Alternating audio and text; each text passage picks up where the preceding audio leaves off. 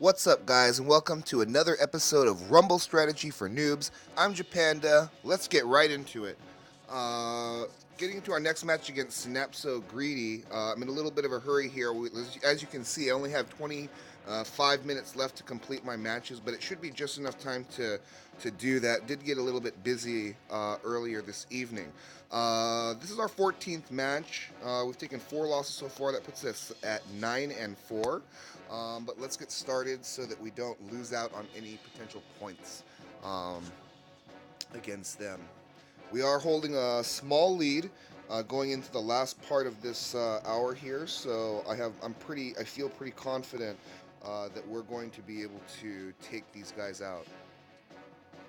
I can't make any combos with Golden Turd that have a 20 attack or more, but Blueberry Delivery Girl is pretty close and will stay healthy with the leech, so let's try and play that.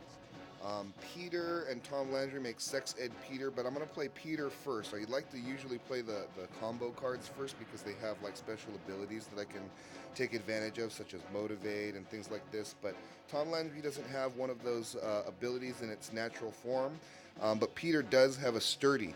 So it's better to a lot of times if you know you're going to be comboing. You know you're going to be comboing using Peter, then sometimes it's best to play Peter first because he has that built-in sturdy. I made that mistake in like not last video, but the video before. I think I lost a card against Brandon, one of their top players, because I did not play Peter first when I was planning to combo Peter. So kind of a mistake there. Let's get down Giggity Gun into Blurns Ball, Peggy, or Leela. And that should be just enough. Yep, let's see. Oh, not quite enough. Okay, well that's alright. The payback should be enough here to swing back and take care of that. We'll get the heals over a couple of turns. This is a leech. Yeah, let's go with the leech. We'll strengthen the first position with an 11 motivate. So as long as we can get enough time to get some heals off, then it shouldn't be too much of a problem. He ends up comboing Flirty Tutor, keeping our leech intact. So let's go ahead and get the Vitruvian Man as we spread wide, right? I always like to spread wide now with Vitruvian Man. I feel like that's a really good way to spread because of the built-in shield. And if their hero has payback, if you start winning, the game and you spread too wide, sometimes those paybacks start adding up, and so just something to think about. I mean, I know it's only the difference between a couple of points here and there, but you never know. Maybe there'll come a Rumble match someday that comes down to those couple points, and if that's it turns out to be the case, then man,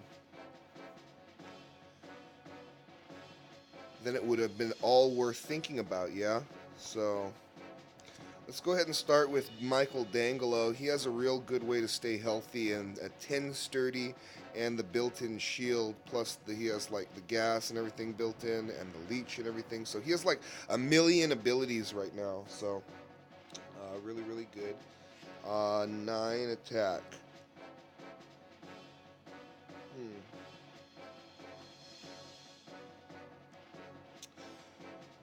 Huh. Okay, I'm going to play Vitruvian Man because it has the highest attack, and that will also take advantage of the shield and whatnot. Oh, I forgot about the cripple. Gosh, even better. So we can even motivate that once again. Or we can get down a punch. Let's get down a punch, keep the board armed here. It's good to play Giggity Gun against uh, into an empty slot because Giggity Gun is a little bit fragile. Okay, let's motivate spreading wide with Vitruvian Man once again, and that shield did just enough, helped us just enough in order to negate all damage. from our second slot from that Rupert, right, with the cripples going on and everything like that. So a lot of things happening on that match there. So a lot to keep in mind, especially with like the secret background event stats occurring. Sometimes you can click on the card to find those stats and stuff. Yeah, let's go ahead and start with the personalized beer mug. We can get a couple of good combos down here with Stan and Peter. I think Peter's better. Let's see. Yeah, I think Peter's more, what do you call it? Peter's more versatile in general, and I do like to save Peter, but I think this is the safest way to play this match. Peter again has the sturdy built in, so let's go ahead and play that first. We cripple it to the point where it's not going to be able to get through, so it's not even going to start gas. Well, I'm not sure how that works. Maybe does it gas when we hit it, or does it gas if it hits us? We're going to find out right now. Like I said in the last match, Giggity Gun into an open position is preferable, and that bomb from our second Peter does the trick, and it's when it hits us. Our Peter is completely healthy at this point. Let's get down the biggest punch support, which is Stan, and he is armed as well, so he does get that armed buff. Alright, so far so good, guys. It's looking pretty good, even though we're not drawing good. It's like turning out good anyways. Let's see, let's go ahead and we're going to have more turns. Yeah, we are going to have more turns. Let's get down a Bob just in case we can get a heal off, and it's not going to change the outcome of our aggregate board total very much. So that is fine choice. We are going to finish the game on this swing before Bob gets a heal off.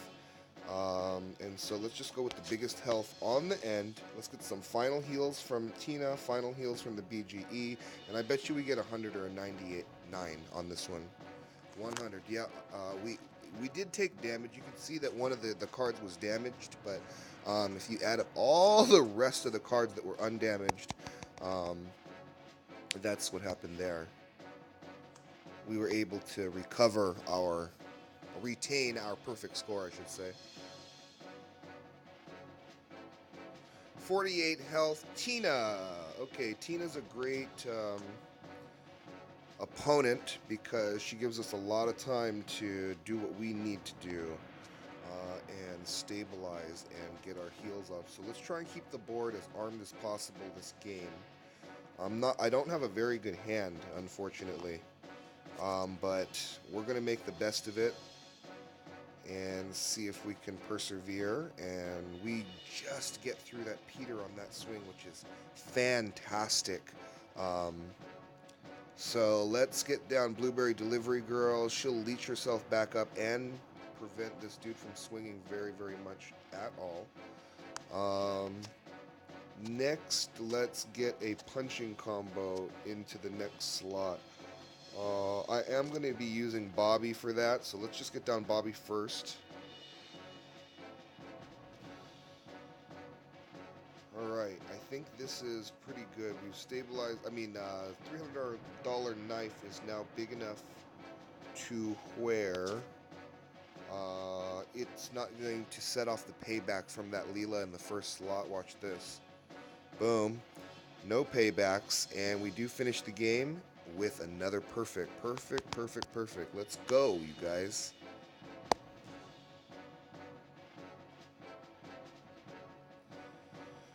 Alright, so number 538, 539, excuse me, in the Rumble so far,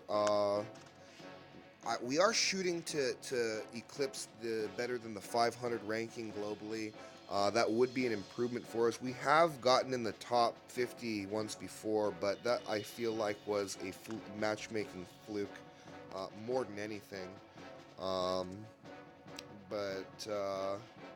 don't think it matters too much. The differences between the different Rumble rewards are not, very significant in my opinion until you reach the top the top rewards and stuff.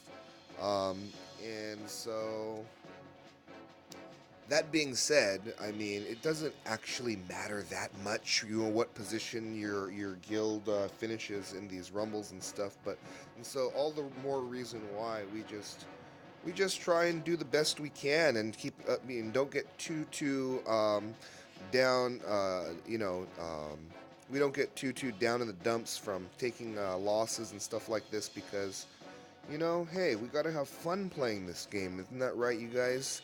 Am I right? Am I right? Or am I right? Or am I right? Or am I right? Okay, perfect. So we recovered a lot of health onto our board there using the arm buff over the course of like 3 turns there. So, man, that arm buff. I mean, I'm gonna really miss that arm buff when it goes off because my deck has always been kind of armed centric, and so this arm buff is really like given me like the best boost of all time because I didn't really have to do very much upgrading and things like this because I already had it at a point where I was working on the rifles and my giggity guns and stuff like that, and well, not the giggity guns particularly because I only have like not even 4 copies and stuff, but yeah, but for the most part, most of the cards in my deck I did not have to flip in; they're just naturally in there, and so that was just a huge benefit. I do like to switch cards in and out as they become more and less viable through the different BGEs occurring. So right now, I'm having some fun with the artistic. I know that the general consensus out there is that the artistic BGE is not very good, but but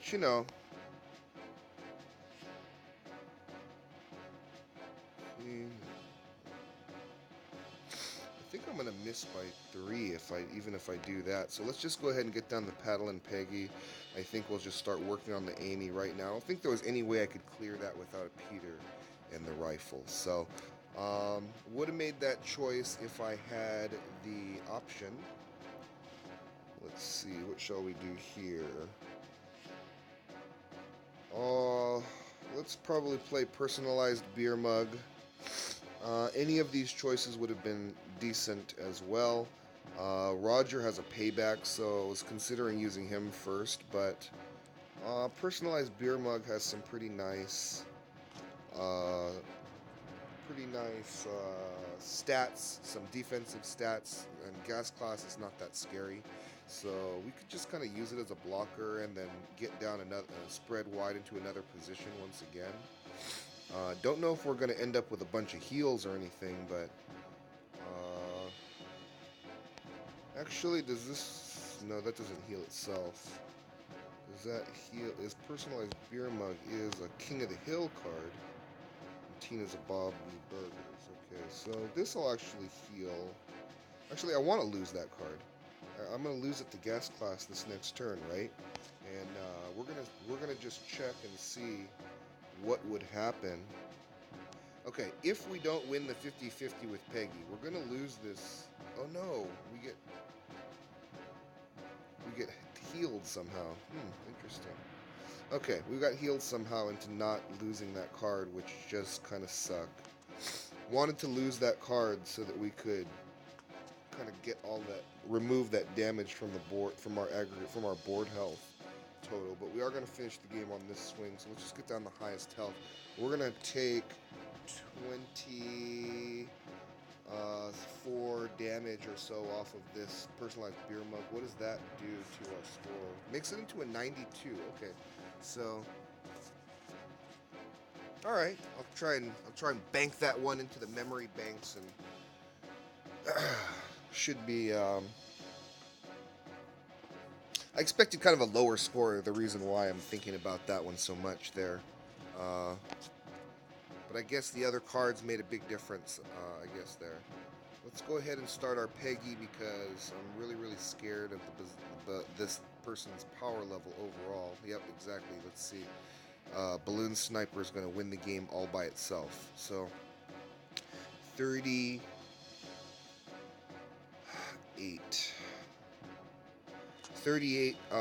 Do I have anything in my deck that can beat 38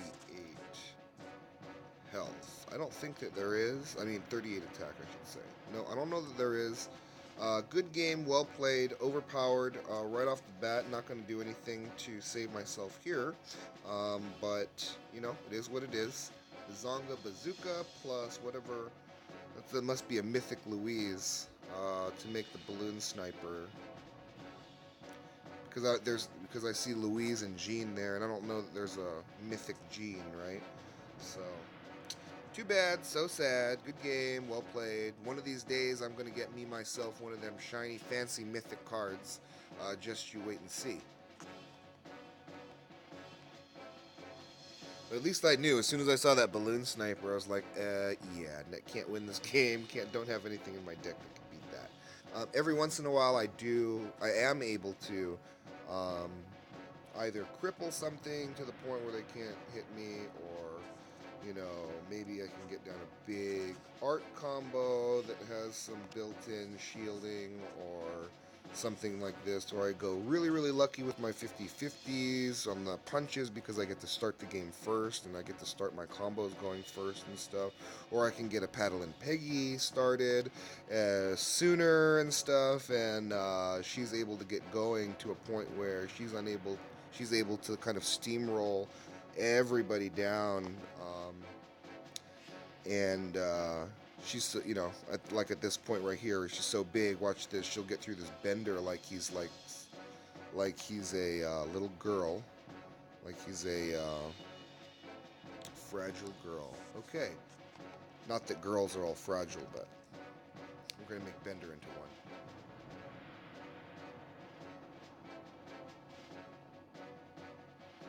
Alright, that'll do it. I think I barely finished in just enough time here. That's the last match for this kind of round. Don't mean to talk bad about girls or women. In fact, I have 4 daughters of my own, so definitely the minority as far as gender at my house. But thanks again for watching this episode, you guys. If you enjoy my free-to-play content, make sure you give me a like and a subscription. Give me a comment at the bottom, because as always, I do love to interact with you through that section as well. And stay tuned for even more episodes in the future. Thanks again. Take care.